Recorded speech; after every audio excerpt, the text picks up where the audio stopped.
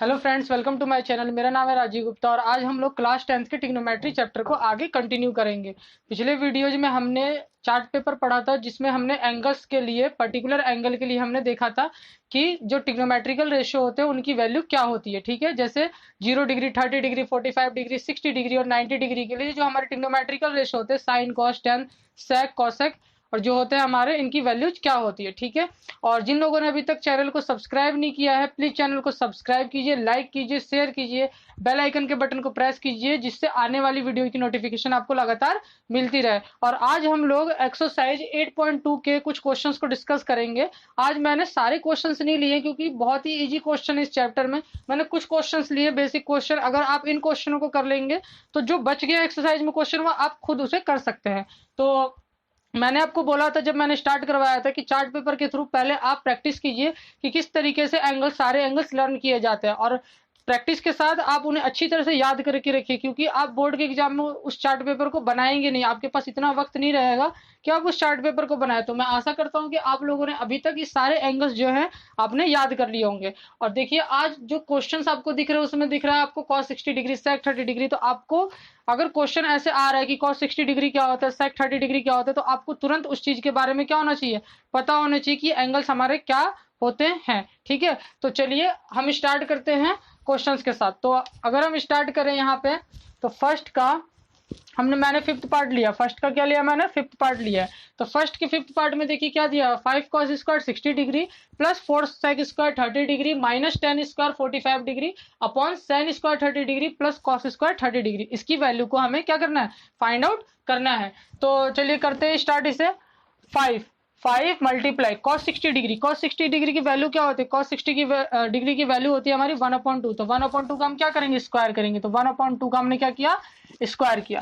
Plus 4 multiply sec 30 degree, sec 30 degree की value को कैसे पता करेंगे, मैंने बताया था आपको कि आप अगर ज्यादा नहीं याद कर पा रहे तो आप साइन, कॉस, टेन के लिए जितने भी हमारे एंगल्स है उनकी वैल्यू को आप याद रखिए। अगर आपको ये 3 ट्रिग्नोमेट्रिकल रेशियो के लिए वैल्यूज याद है तो आप उसका रेसिप्रोकल कर दीजिए, जो हमारे बच जाएंगे वो हम उसका क्या कर देंगे, रेसिप्रोकल कर देंगे, हमें वैल्यू मिल जाएगी उनकी। ठीक है, तो अब देखिए sec 30 डिग्री, अगर मान लीजिए मुझे नहीं याद है sec 30 डिग्री क्या होता है तो मैं cos 30 डिग्री पे जाऊंगा। cos 30 डिग्री की वैल्यू क्या होती है, √3/2।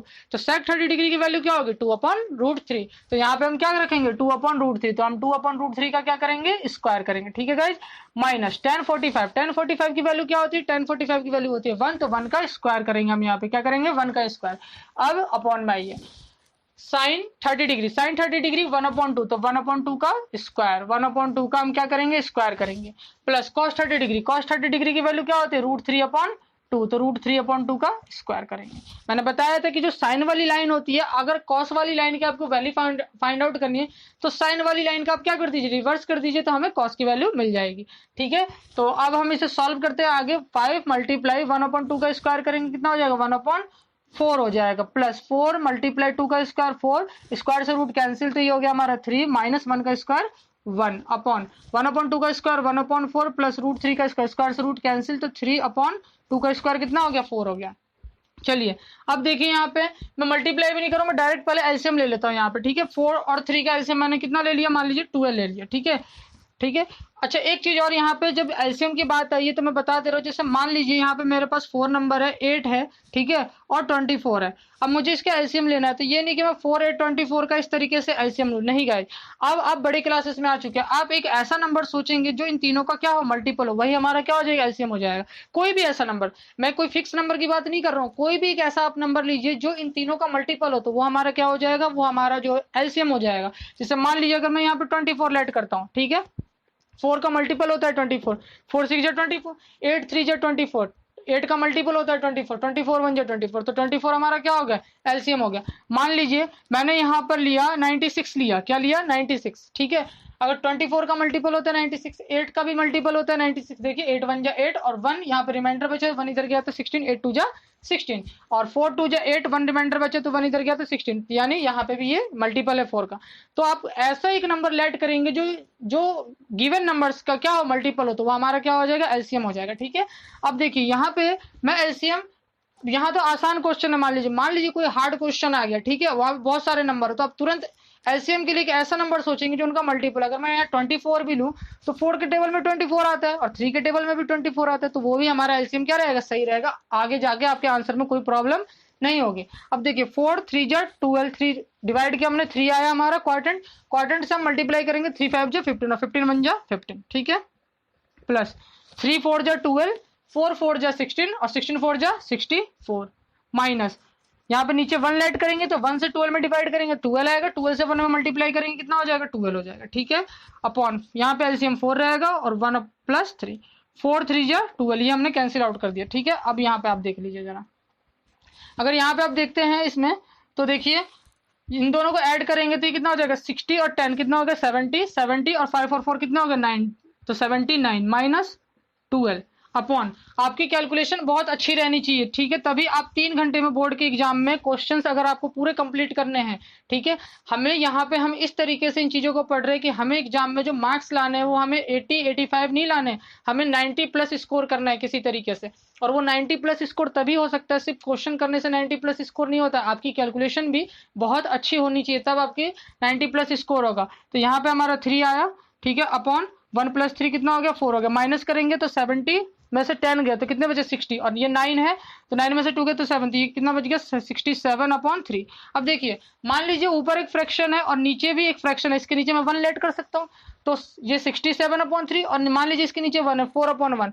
अब सॉल्व करते समय आप इसका रेसिप्रोकल कर दीजिए, तो रेसिप्रोकल करेंगे आप इसका यानी अपोजिट करेंगे तो 4 अपॉन 1 का अपोजिट क्या हो जाएगा, 1 अपॉन 4, तो इसका आंसर कितना आ गया, 67 अपॉन 12, ये हमारा क्या हो गया, आंसर हो गया, ठीक है। तो आप इन छोटी छोटी मैं चीजों को लेके चल रहा हूँ और साथ में मैं बेसिक चीजें भी बता रहा हूँ, क्यों, क्योंकि बेसिक चीजें आपको आएंगी, सिर्फ क्वेश्चन करने से मतलब नहीं, हमने एडवांस सीख लिया, लेकिन मान लीजिए वो एडवांस तभी एडवांस बन पाता है जब हमें बेसिक चीजें पता हो, ठीक है। तो आप एक बार इसका स्क्रीनशॉट ले लीजिए, फिर हम आगे क्वेश्चन करते हैं। चलिए अब हम आगे क्वेश्चन को डिस्कस करते हैं।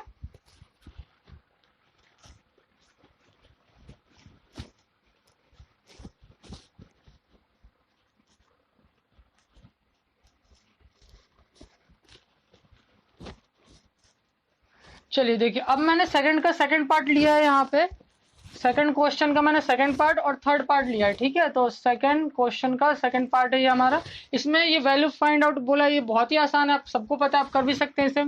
1 माइनस 1045 की वैल्यू कितनी होती है, 1 का स्क्वायर करेंगे 1, ठीक है, 1 प्लस 1045 की वैल्यू 1 का स्क्वायर करेंगे 1, 1 माइनस 1 0, 1 प्लस 1 2।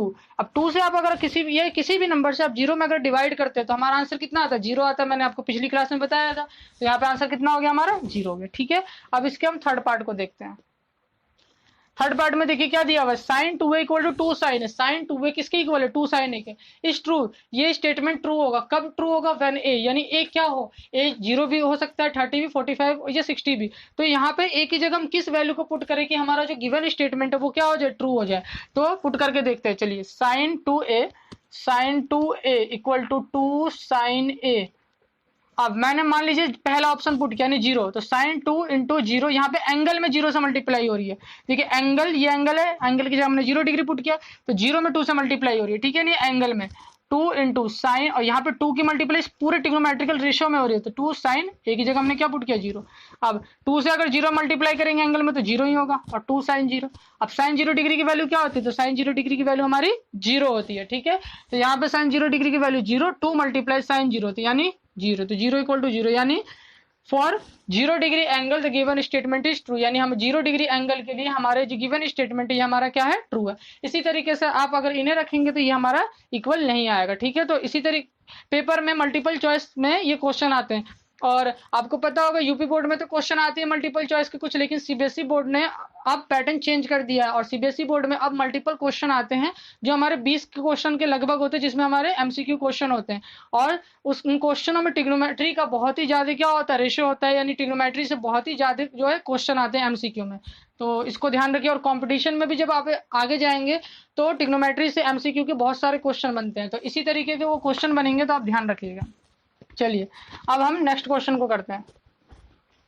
नेक्स्ट क्वेश्चन है हमारा थर्ड क्वेश्चन के लिए मैंने आपको पहले एग्जांपल करवा दिया, और अगर आपने एग्जांपल किया होगा तो अगर मैं यहाँ बोर्ड पे इस क्वेश्चन को सॉल्व करूँ तो आप बहुत आसानी से इस क्वेश्चन को समझ सकते हैं। क्यों? क्योंकि बिल्कुल सेम टू सेम मैंने क्वेश्चन करा था। क्वेश्चन में क्या दिया हुआ है, 10a plus B equal to √3, यानी 10a प्लस बी की वैल्यू हमें क्या दी है, √3 दी है। 10a माइनस बी 1/√3, और a प्लस बी जो है 0 डिग्री से ग्रेटर है और लेस देन इक्वल है 90 डिग्री का, और a ग्रेटर देन है हमारे b से। अब हमें बताना है कि एंगल a और एंगल b की वैल्यू को हमें क्या करना है, फाइंड आउट करना है। तो देखिए किस तरीके से करेंगे। हमें दिया हुआ है 10a प्लस बी इक्वल कितना दिया हुआ है, √3। अब अगर मुझे यहाँ पे a प्लस बी को देखना है कि a प्लस बी आखिर है क्या, a प्लस बी आखिर ये एंगल क्या है, तो मुझे यहाँ पे 10 दिया हुआ है, तो मैं कंपैरिजन करूंगा तभी तो मुझे पता चलेगा। 10 का किससे कंपैरिजन करूंगा, 10 का साइन से तो कंपैरिजन होगा नहीं। 10 का किससे कंपैरिजन होगा, 10 का हमारा जो कंपैरिजन होगा वो 10 के साथ होगा। तो यहाँ पर देखिए कि 10 में कितने डिग्री की वैल्यू √3 होती है, तो 10 में ये जो √3 जो वैल्यू होती है वो हमारी 10 60 डिग्री की वैल्यू होती है। कितने डिग्री की होती है, 10 60 डिग्री। अब कंपैरिजन कीजिए, कंपैरिजन करेंगे तो a प्लस बी कितना आ गया, 60 डिग्री, इक्वेशन नंबर फर्स्ट। अब सेम टू सेम इस तरीके से ये वाला भी 10a minus B, 10a minus B equal 1/√3, 1/√3, 10a minus B 1/√3, 10 में किसकी वैल्यू होती है, 10 30 डिग्री। तो कंपैरिजन करेंगे तो a minus B equal to 30 degree, question number second. अब यहाँ पे थोड़े से बच्चे कंफ्यूज हो जाते हैं, ठीक है, क्योंकि ये चीजें देखिए, अगर 10th क्लास में आप पढ़ रहे हैं और आप अच्छी कैलकुलेशन चाहते हैं तो आपको 8th 9th क्लास को बिल्कुल अच्छी तरह से पढ़ के आना होगा। अगर आप उन क्लासों में उन बेसिक चीजों को आप अगर नहीं करते हैं सही से, तो आप 10th क्लास में थोड़े से वीक रह जाते हैं। अब देखिए यहाँ पे दो इक्वेशन है, a plus B equal to 60 degree and a minus B equal to हमारा 30 डिग्री। अब दो इक्वेशन को कब ऐड करते हैं और कब सब्ट्रैक्ट करते हैं। मान लीजिए आपके पास दो वेरिएबल है और दोनों वेरिएबल सेम साइन के साथ है। मान लीजिए मैंने x लिया, x एंड x, अब दोनों प्लस के साइन है, ठीक है। अब मुझे इनको सॉल्व करना है, यानी इसको क्या करना है, एक को कैंसिल आउट करना है। कैंसिल आउट करने के लिए, इसे दोनों को कैंसिल आउट करने के लिए कैसे किया जाता है, अगर दो वेरिएबल सेम साइन के साथ है तो कैंसिल आउट करने के लिए किसी एक को माइनस में कन्वर्ट करना पड़ेगा, यानी उसका साइन चेंज करना पड़ेगा। क्यों? कैंसिल आउट दो वेरिएबल कब होते हैं, जब एक प्लस में और एक माइनस में, या माइनस में या प्लस में, ठीक है, यानी एक प्लस में होगा और एक माइनस में होगा। अब अगर यहाँ दोनों प्लस में है तो किसी एक का साइन कन्वर्ट करना पड़ेगा, यानी चेंज करना पड़ेगा। और साइन कन्वर्ट करने के लिए हमेशा क्या करते हैं, सब्ट्रैक्ट करते हैं, क्योंकि घटाने पर साइन क्या हो जाता है, हमारे चेंज हो जाते हैं। तो और या मान लीजिए इस तरीके से रहता है माइनस वाई, यहाँ पे भी सेम साइन है, तो यहाँ पे भी अगर इन्हें कैंसिल आउट करना है तो किसी एक वेरिएबल के साइन को क्या करना पड़ेगा, हमें चेंज करना पड़ेगा। अब चेंज करने के लिए हमें वही क्या करना पड़ेगा, सब्ट्रैक्ट करना पड़ेगा। यानी अगर आपके पास दो वेरिएबल है और दोनों वेरिएबल सेम साइन के साथ है और आपको उसको कैंसिल आउट करना है, तो आप हमेशा क्या करेंगे, सब्ट्रैक्ट करेंगे। और अगर पहले से ही मान लीजिए वो इस तरीके से है, प्लस एक्स और माइनस एक्स, मैंने ये ले लिया प्लस एक्स माइनस एक्स, यानी एक प्लस में एक माइनस में, और पहले से अगर वो प्लस और माइनस में तो हमें चेंज करने की जरूरत नहीं है, तो आप क्या करेंगे, वहां पे ऐड करेंगे, ठीक है, क्या करेंगे, ऐड करेंगे। अब देखिए जरा, आपको समझ में आ गया होगा। चलिए अब यहाँ पे देखिए, अगर मान लीजिए मुझसे कोई कहता है कि आप ए को कैंसिल करो, किसको कैंसिल करो, ए को, तो ए देखिए, ए यहाँ प्लस में है, यहाँ पे भी किस में है, प्लस में है। अब दोनों यहाँ प्लस में है ये, ठीक है, दोनों वेरिएबल जो ए और ए है यहाँ दोनों ही जगह, दोनों इक्वेशन में प्लस में है, तो मुझे कैंसिल करने के लिए किसी एक को माइनस में कन्वर्ट करना पड़ेगा। माइनस में कन्वर्ट करने के लिए मैं क्या करूंगा, सब्ट्रैक्ट करूंगा, ठीक है। तो अगर मुझे ए को कैंसिल आउट करना है तो मैं इक्वेशन फर्स्ट और सेकंड को सब्ट्रैक्ट करूंगा। लेकिन यहाँ देखिए, अगर बी देखें हम, बी यहाँ पॉजिटिव में और बी यहाँ किस में, नेगेटिव, तो यहाँ तो पहले से एक प्लस और एक नेगेटिव है, तो मुझे यहाँ पे अगर मैं बी को कैंसिल आउट करना चाहता हूँ पहले, तो मुझे यहाँ पे सब्ट्रैक्ट करने की कोई जरूरत नहीं। क्यों? क्योंकि मुझे यहाँ पे पहले से एक प्लस और एक नेगेटिव में दिया, तो मैं यहाँ पे दोनों इक्वेशन को क्या कर दूंगा, ऐड। तो यहाँ पे फर्स्ट और सेकंड को आप क्या कर दीजिए, ऐड कर दीजिए, ठीक है। ऐड करेंगे बी, ये माइनस बी, तो प्लस बी माइनस बी तो कैंसिल आउट हो गए, ए और ए कितना हो गया, 2a, और यहाँ पे 60 प्लस 30 कितना हो गया हमारा, 90, तो ए की वैल्यू कितनी आ गई, 45 डिग्री, ठीक है।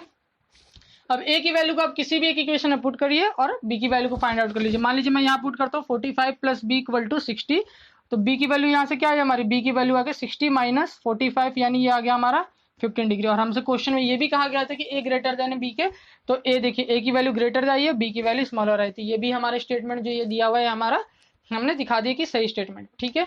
तो इस तरीके से हमने क्वेश्चन को निकाला। तो छोटी छोटी बातें जो है आप ध्यान रखिए। चलिए एक बार आप इसका स्क्रीनशॉट ले लीजिए। चलिए अब हम जो है ट्रू फॉल्स करेंगे और इस ट्रू फॉल्स के साथ ही हमारा ये जो चैप्टर है ये पूरी तरह से कंप्लीट हो जाएगा। और अगले क्लास में जो है हम 8.3 को डिस्कस करेंगे। और अगर कुछ एग्जाम्पल्स होंगे तो पहले मैं एग्जाम्पल्स को डिस्कस करूंगा, जैसे कि मैं अभी तक करते आया हूँ। तो अब देखिए फोर्थ क्वेश्चन है। फोर्थ क्वेश्चन में हमारे ट्रू फॉल्स दिए हुए, क्या दिए हुए, ट्रू फॉल्स दिया हुआ है। Sine A plus B, sine A plus B. अब देखिए यहाँ पे मैंने पहली false true false false true इस तरह से लिख रखा है। अब मैं इसे आपको एक्सप्लेन करके भी दिखाऊंगा किस तरीके से फॉल्स है, क्या ट्रू है, या फॉल्स है फॉल्स है ट्रू है। क्योंकि देखिए बच्चे कुछ क्या करते हैं, कुछ बच्चे जो है याद भी कर लेते हैं, लेकिन हमें एक्सप्लेनेशन भी पता करना चाहिए, होना चाहिए। तो इसलिए मैंने लिख दिया है।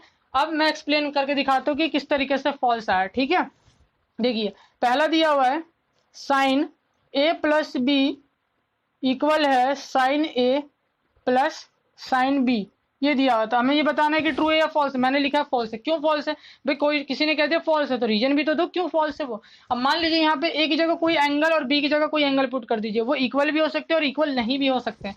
तो मान लीजिए मैंने पहले लेट कर लिया कि ए कितना हमारा 45 है और बी भी कितना है 45। मान लीजिए पहले मैं इक्वल लेके चल रहा हूँ। ठीक है, अब इक्वल लेता हूँ मैं साइन 45 रख दीजिए, आप पुट कर दीजिए इसे 45 प्लस 45 साइन 45 और प्लस यहाँ पे भी साइन 45, ये कितना हो गया साइन 90। ठीक है, 90 की वैल्यू क्या होती है, साइन 90 की वैल्यू होती है 1, तो यहाँ पे कितना आ गया 1। साइन 45 1/√2 प्लस 1/√2, 1 इक्वल 2/√2, 1 इक्वल यहाँ पे देखिए अब ये इक्वल है ही नहीं, यहाँ पे हम इसे यहीं पे दिखा सकते हैं। इसको मैं क्या लिख सकता हूँ √2 इंटू, ठीक है, √2/√2। किसी भी नंबर को दो बार आप रूट में करके लिख सकते हैं। क्यों, अगर दो बार आप मल्टीप्लाई में करके लिखते हो फिर इसका मल्टीप्लाई करते तो स्क्वायर स्क्वायर से रूट कैंसिल हो जाएगा, दोबारा हमारा यही नंबर आ जाएगा। तो देखिए 1 इक्वल टू √2, क्या ये इक्वल है, नहीं है। तो ये हम यहीं पे देख सकते थे, इक्वल वैसे भी नहीं है हमारा ये, तो यहीं पे तो ये हमारा स्टेटमेंट क्या होगा, फॉल्स ही तो होगा। अगर आप 30 और 60 डिग्री लेके चलते, पहले आप एक बार इसका स्क्रीनशॉट ले लीजिए। चलिए अब मैं आपको 30 और 60 डिग्री के अकॉर्डिंग भी लेके दिखा देता हूँ। ठीक है, तो यहाँ पे हम बस एंगल को चेंज कर रहे हैं। ठीक है, ये एंगल को हम चेंज कर दे रहे हैं। मान लीजिए मैंने ए की जगह 30 पुट किया और बी की जगह 60 पुट किया, तो 30 प्लस 60 और यहाँ पे 30 और यहाँ पे 60, अब ये 90 फिर से 1। साइन 30 की वैल्यू कितनी होती है, साइन 30 की वैल्यू 1/2 और कॉस साइन 60 की वैल्यू √3/2। तो यहाँ पे आप देख सकते हैं इक्वल नहीं आएगा ये। ठीक है, तो यहाँ पे भी इक्वल नहीं है, यानी ये हमारा क्या हो जाएगा, ये भी हमारा गलत है, यानी ये हमारा स्टेटमेंट क्या दिया, फॉल्स दिया। इससे मैंने यहाँ पे क्या लिखा, फॉल्स लिखा। तो आपको रीजन पता चल गया। चलिए आप इसका स्क्रीनशॉट ले लीजिए। अब हम इसका सेकेंड पार्ट देखते हैं। सेकेंड पार्ट में हमारा दिया हुआ है the value of sine theta increases as theta increases. क्या थीटा की वैल्यू इंक्रीज होने के साथ साइन की वैल्यू इंक्रीज होती है, यानी एंगल इंक्रीज होने के साथ क्या ट्रिग्नोमेट्रिकल रेशो जो साइन है वो भी इंक्रीज होता रहता है। तो देखिए हम इसे करते हैं। अब देखिए हम साइन एंगल्स मैंने ले लिए 0 30 जो हम पढ़ते आ रहे हैं 45 60 और 90। साइन 0 डिग्री की वैल्यू कितनी होती है, 0 होती है। साइन 30 की वैल्यू कितनी होती है, 1/2। साइन 45 1/√2। साइन 60 डिग्री √3/2 और साइन 90 हमारा कितना होता है, 1 होता है। ठीक है, अब आप यहाँ पे हम समझने की कोशिश करते हैं क्या ये जो गिवन स्टेटमेंट है हमने लिख तो दिया है ट्रू है, तो हम रीजन देते हैं कि इसका क्यों ट्रू है ये। ठीक है, तो देखिए अगर मैं ये देखूँ 0 तो ये 0 है। ठीक है, 0 इसको तो कुछ कर नहीं सकते, तो ये 0 है। ठीक है, 1/2 है तो इसे मैं डिवाइड करूँ तो कितना आ जाएगा, 0.5 आ जाएगा। 1/√2 को अगर मैं देखूँ 1/√2, √2 की वैल्यू क्या होती है, √2 की वैल्यू जो होती है वो 1.414 होती है। क्या होती है, 1.414, या आप ऐसे भी 1.4 भी लिख सकते हैं। क्या लिख सकते हैं, देखिए वैसे तो हम 1.414 लिखते हैं, आगे भी होता है, लेकिन हम यहाँ पे सुविधा के लिए अपने 1.4 भी ले सकते हैं, कोई प्रॉब्लम नहीं है। मान लीजिए मैंने पॉइंट हटाया, 2 5 जा 10, 2 7 जा 14, 7 से अगर आप इसमें डिवाइड करेंगे तो 0 पॉइंट और 7 7 से कितना होता है 49, यानी 0 पॉइंट कितना आया, 7 आया। ठीक है, √3/2, √3 की वैल्यू क्या होती है, √3 की वैल्यू होती है 1.732। कितनी होती है, 1.732। सुविधा के लिए हम 1.73 ले लेते हैं, अपॉन 2 पॉइंट हटाइए 20 हो गया। 20 से अगर इसमें डिवाइड करेंगे 0.28 जा 160, यानी 0.8 और ये 1 है। ठीक है, यानी ये 1 तो 1 था ही हमारा। अब देखिए एंगल इंक्रीज होने के साथ क्या वैल्यू इंक्रीज नहीं हो रही, 0 था, 0.5 0.7 0.8 और 1, यानी एंगल जब इंक्रीज हुआ था ये तो 0 था, ये 0.5 था, ये हमारा 0 पॉइंट कितना है 7, ये 0.8 आया और ये हमारा 1, यानी एंगल के इंक्रीज होने के साथ वैल्यू भी हमारी क्या हो रही है, इंक्रीज हो रही है। यानी ये हमारा स्टेटमेंट जो है, ये हमारा स्टेटमेंट क्या है, ट्रू है। ठीक है, आप एक बार इसका स्क्रीनशॉट ले लीजिए। चलिए अब हम आगे करते हैं। तो आप रीजन को ज्यादा ध्यान दीजिए कि रीजन किस तरीके से होता है। अब देखिए कॉस वाले के लिए मुझे कुछ करने की जरूरत नहीं है। कॉस के लिए आपको पता है कि साइन का रिवर्स कर देते तो क्या आ जाता है, कॉस आ जाता है। अब यहाँ पे देखिए कॉस थीटा की वैल्यू क्या इंक्रीज होती है, थीटा के इंक्रीज होने के साथ। तो देखिए कॉस वाले में क्या होता है, साइन का रिवर्स हो जाता है, इसका रिवर्स कर दीजिए 1 0.8 0.7 ठीक है, 0.5 और 0, ये वैल्यू रिवर्स हो जाती है ना, मैंने आपको चार्ट पेपर के थ्रू बताया था। अब देखिए एंगल इंक्रीज होने के साथ क्या वैल्यू इंक्रीज हो रही है, नहीं, तो ये हमारा स्टेटमेंट क्या होगा, फॉल्स होगा, ये कॉस के लिए। ठीक है, आपको समझ में आ रहा होगा, तो ये हमारा फॉल्स है। अब देखिए ये फोर्थ वाला पार्ट, क्या फोर्थ पार्ट है हमारा, sine theta equal to cos theta होगा। देखिए अब किसी भी एंगल के लिए, किसी एंगल थीटा के लिए, किसी भी for all value of theta, theta की किसी भी वैल्यू के लिए क्या दोनों इक्वल हो गए, तो कोई भी एक एंगल ले लीजिए और आप दिखा दीजिए कि इक्वल है या नहीं। साइन 30 मैंने 30 ले लिया 30 डिग्री, और कॉस 30, साइन 30 की वैल्यू 1/2, कॉस 30 की वैल्यू √3/2, तो क्या इक्वल है, नहीं, तो हमारा स्टेटमेंट क्या होगा, फॉल्स होगा। Cot is not defined for angle A equal to 0 degree, यानी अगर ए की जगह 0 डिग्री हो तो कॉट 0 डिग्री नॉट डिफाइंड होता है, ये ट्रू है फॉल्स है। देखिए tan 0 डिग्री आपने पढ़ रखा है, tan 0 डिग्री को देख लीजिए, tan 0 डिग्री कितना होता है, 0। कॉट 0 डिग्री का अगर आपको पता करना है तो कॉट 0 डिग्री इसका क्या होगा, रेसिप्रोकल, तो 0/1 में ऐड कर सकता हूँ, तो इसका रेसिप्रोकल 1/0, 0 से डिवाइड करिएगा तो क्या आएगा, अनडिफाइंड आएगा, यानी नॉट डिफाइंड आएगा, तो ये हमारा स्टेटमेंट क्या है, ट्रू है। ठीक है, तो आपने देखा किस तरीके से एंगल्स का यूज हुआ, और आगे भी इन एंगल्स का यूज होता रहेगा, और हम हाइट एंड डिस्टेंस जब चैप्टर पढ़ेंगे तो वहां पे भी इन एंगल्स का यूज होने वाले, इन वैल्यू को हमें याद करके रखना है। तो आपने अगर अभी तक याद नहीं किया या आपको समझ में नहीं आता किस तरीके से वैल्यू होती है, तो आप पिछले वीडियोज में जाके इन चीजों को जरूर ध्यान से देखें। और अभी तक जिन लोगों ने चैनल को सब्सक्राइब नहीं किया तो प्लीज चैनल को सब्सक्राइब कीजिए, लाइक कीजिए, शेयर कीजिए, और बेल आइकन के बटन को जरूर प्रेस कीजिए, जिससे कि वीडियोज की नोटिफिकेशन आपको मिलती रहे और मैं भी मोटिवेट होता रहूंगा। जितना मैं मोटिवेट होता रहूंगा मैं उतनी अच्छी वीडियो आपको प्रोवाइड कराता रहूंगा। तो आगे की क्लास हम नेक्स्ट वीडियो में करेंगे। Thank you very much guys.